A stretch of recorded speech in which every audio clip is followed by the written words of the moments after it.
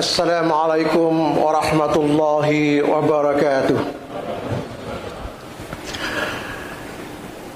Alhamdulillahilladzi nahmaduhu wa nasta'inu bihi wa nastaghfiruh wa na'udzu billahi min syururi anfusina wa min sayyiati a'malina.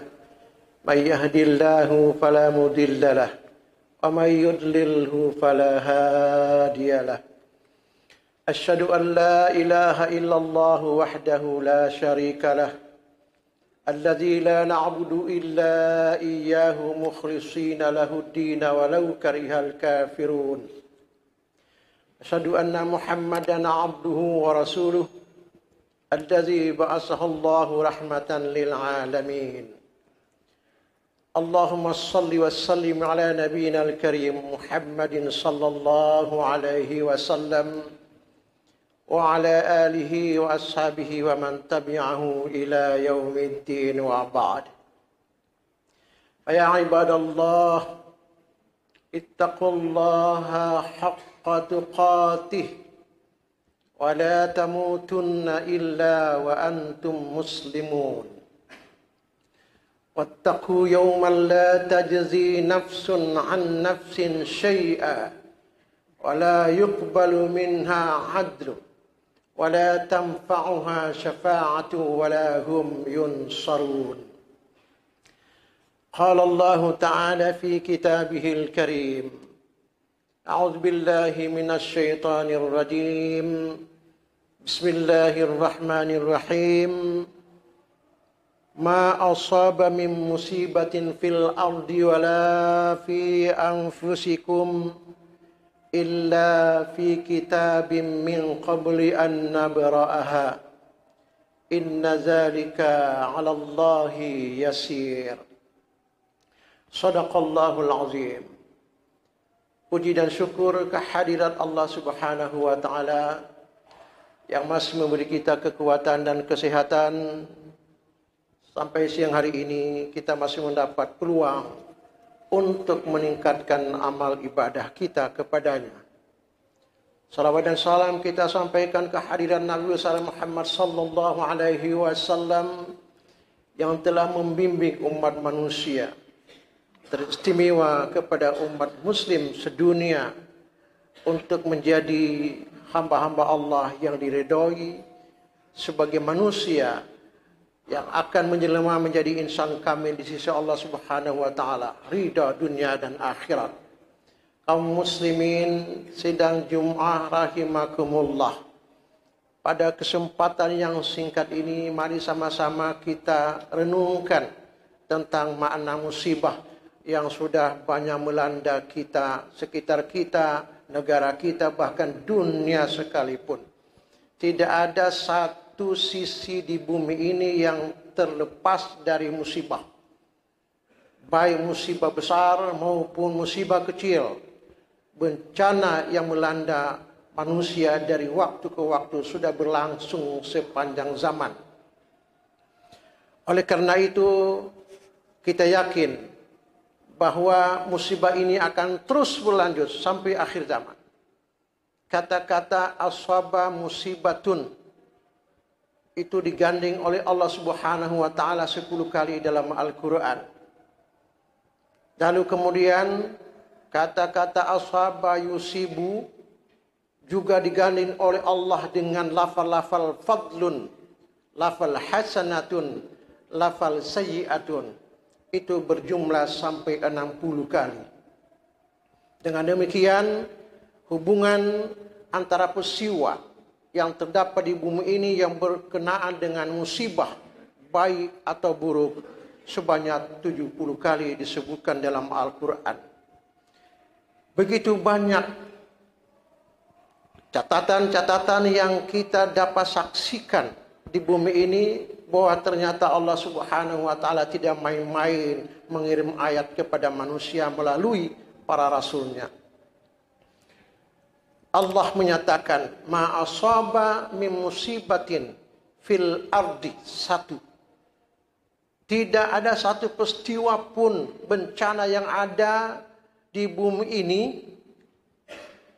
wala fi anfusikum. Yang kedua, yaitu juga termasuk pada diri kamu sendiri, illa fi kitabin, melainkan sudah ada dalam kitab. Maksudnya sudah ada di dalam Lauhul Mahfuz, sebuah alam abstrak yang tidak pernah dijamah oleh makhluk apapun.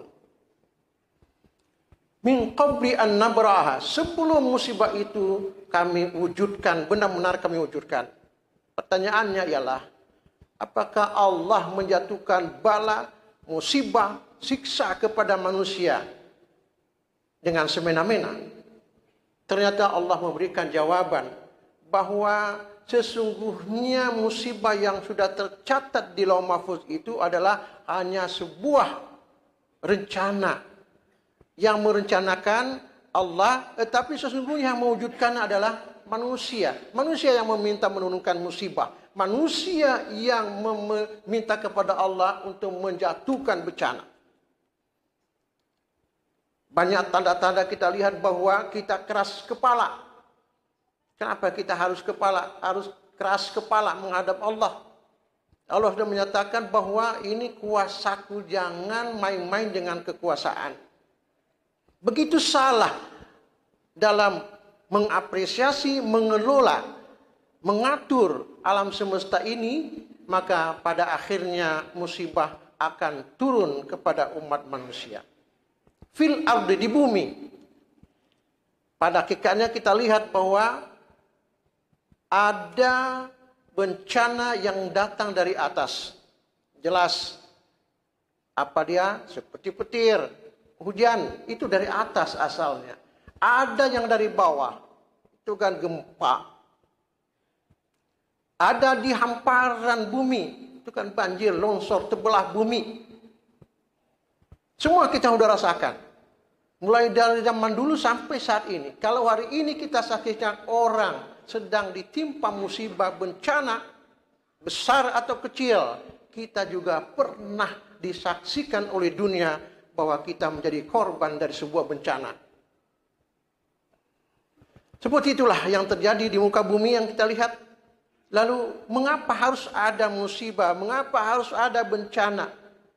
Ini adalah logika formal yang dibentuk oleh Allah Subhanahu wa taala agar manusia utuh percaya bahwa Allah itu adalah ada, masih ada. Karena tidak sedikit orang yang mengatakan bahwa Tuhan sudah mati. Bahkan sebagian juga mengatakan Tuhan tidak berfungsi sudah dari tua bangka. Tak pernah berfungsi lagi. Maka orang mengabaikan segala ketentuan-ketentuan Allah Subhanahu wa ta'ala. Kalau dulu ialah mungkin Allah kata mereka sangat mudah. Maka mampu Allah membuat musibah dan bencana kepada kaum-kaum yang engkar kepadanya. Bagaimana bentuk-bentuk bencana yang diajukan Allah kepada Nabi Lut, Nabi Nuh, Nabi Syuaib, Saleh, sampai ke Firaun sekalipun. Bencana besar. Menghancurkan umat yang sedang dibina oleh nabi-nabi. Karena mereka sudah tidak mau percaya lagi kepada Allah Subhanahu wa ta'ala. Tidak hanya saja tidak percaya kepada Allah, mereka juga berbuat zalim. Kalau orang mengatakan ateis tidak bertuhan, tapi lebih sadis lagi kalau ada yang anti-teis, anti-Tuhan.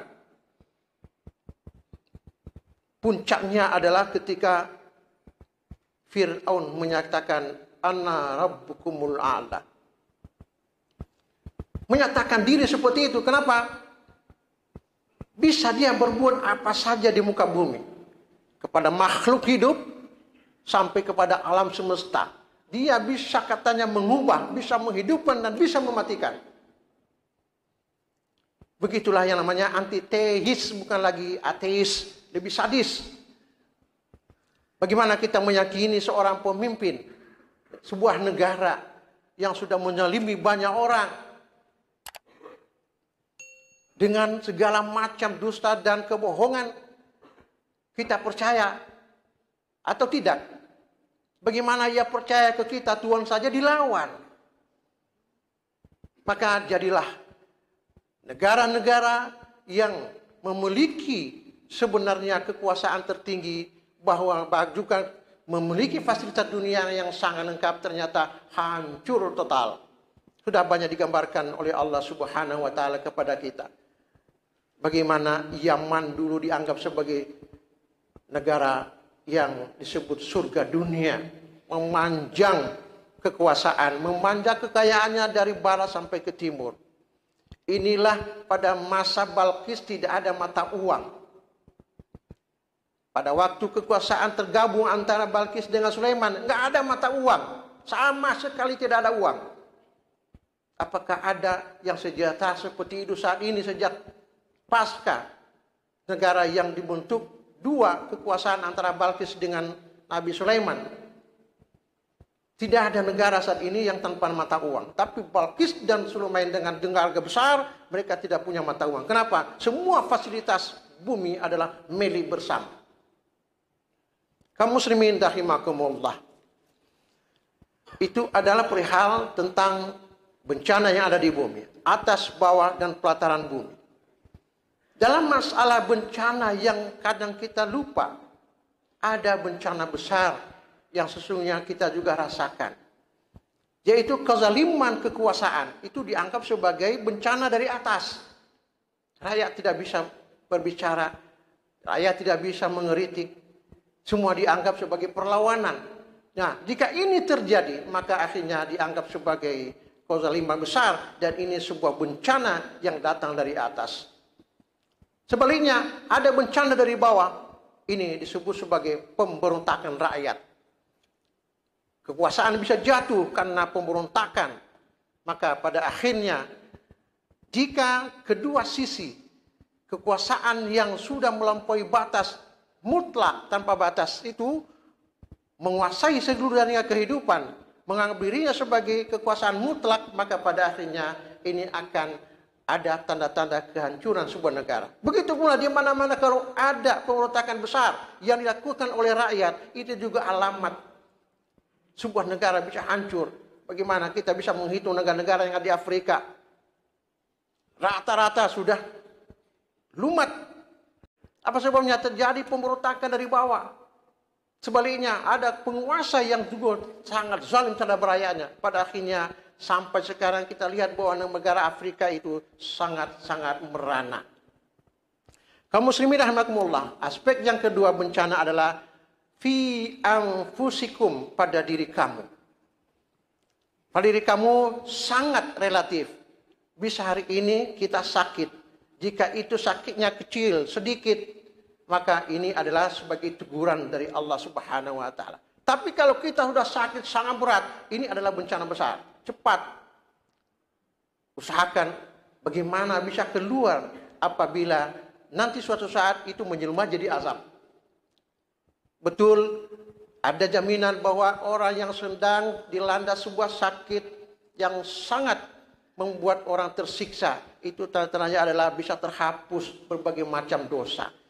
Tapi kita juga jangan lalai bahwa sakit yang kita rasakan itu adalah merupakan bencana dalam diri kita. Belum lagi kegelisahan, belum lagi kemiskinan, semua disebut sebagai bencana. Bahkan kekayaan yang kita miliki juga dianggap sebagai bencana. Kaum muslimin rahimakumullah, mari sama-sama kita kembali ke jalan yang benar, bahwa apa yang disebutkan oleh Allah Subhanahu wa taala musibah itu menjelma sebagai sayyi'atun, buruk bagi umat manusia. Tetapi jika itu kemudian dianggap sebagai perolehan anugerah, maka Allah selalu mengiringi kata-kata asaba dengan hasanatun dan fadlun. Dengan demikian, bahwa ada segi-segi yang dimana Allah Subhanahu wa taala memberikan anugerah kepada manusia jika mereka selalu di jalan Allah. Kita yakin bahwa Allah Subhanahu wa taala selalu berada dan ridho dalam jalan yang benar yang kita lakukan. Hati-hati bahwa bencana musibah yang selalu menimpa umat manusia dalam aspek menengah ke atas itu berada pada saat-saat tertentu yang ada dalam Al-Quran. Dijamin itu sudah terjadi. Waktu yang pertama adalah menjelang fajar subuh. Yang melanda kaum Nabi Lut, Nabi Nuh, Nabi Syuaib selalu menjelang subuh. Yang kedua, pada saat-saat kita sedang berduha. Waktu duha itu kan mulai dari jam 7 sekurang-kurangnya sampai menjelang zuhur. Ini bencana besar akan terjadi di situ. Maka nasihat-nasihat para sufi mengatakan, kalau malam karena kita tertidur, ayo segera lakukan zikir-zikir, ambil wudu, tutup auratmu, sehingga pada saat mungkin terjadi musibah yang tidak kita ketahui, kita dalam keadaan suci.